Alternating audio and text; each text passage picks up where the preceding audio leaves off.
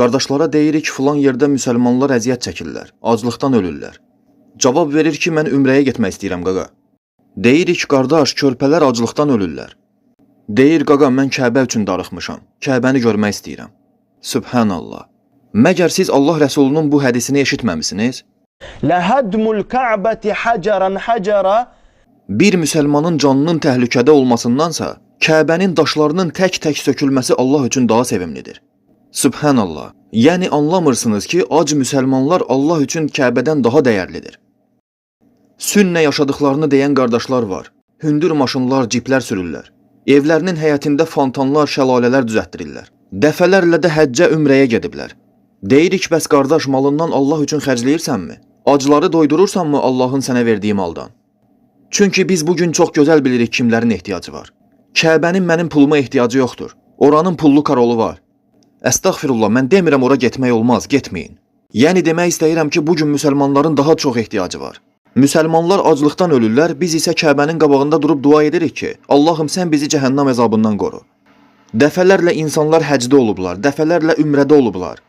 Qardaş, sənin Kəbəni görüb alacağın ləzzətdən daha çox, bugün müsəlmanların sənin malına daha çox ehtiyacı var.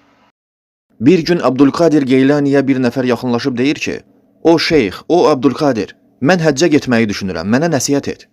Abdülkadir isə o adamı tanıyır, bilir ki, o artıq həcdə olub, farzı yerinə yetirib. Ona görə deyir ki, sən niyə getmək istəyirsən ki həccə? Yəni nə olub, bəlkə evində bir sıxıntı var, ona görə bəlkə istəyirsən uzaqlaşasan, sakitləşəsən.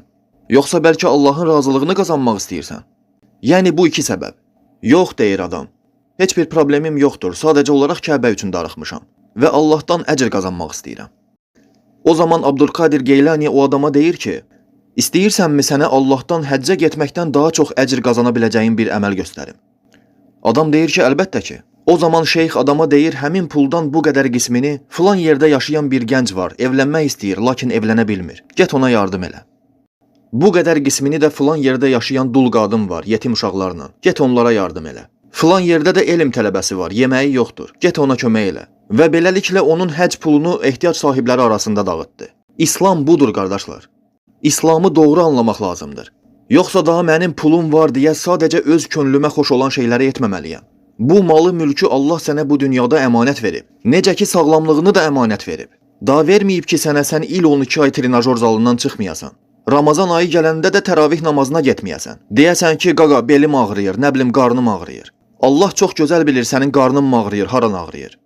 Eyni şəkildə də malı mülkü də Allah Sübhanahu və Teala bizə əmanət verib. Allah yolunda xərcləməkdən xəsislik etməməliyik. Çalışmalıyıq ki, bu hədisin mənası altına düşən qullardan olaq. Özünüzü cəhənnəm odundan qorumaq üçün bir xurma yarısı qədər belə imkanınız varsa, onu mütləq istifadə edin.